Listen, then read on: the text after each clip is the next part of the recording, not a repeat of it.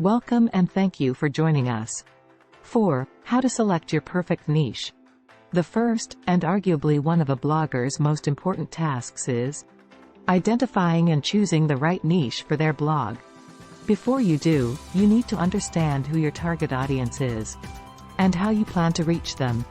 Mastering niche selection is key to having a successful blog. It will ensure relevance, engagement, and potential success in your chosen niche. Here are the steps to selecting a niche. First, consider topics you are passionate about or have expertise in. This will make it easier to create content consistently. Second, investigate potential niches to determine if there is a demand for content. Third, analyze the competition within your chosen niches.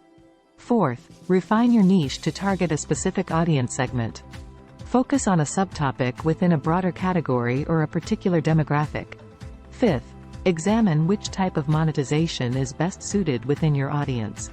Sixth, ensure that the niche you have selected aligns with your personal brand and values. Authenticity is key. By following these steps, you can effectively select a niche that attracts an audience and offers opportunities for growth and monetization. To download your free ebook, A Comprehensive Guide to Blogging for Beginners, click the link in the description below.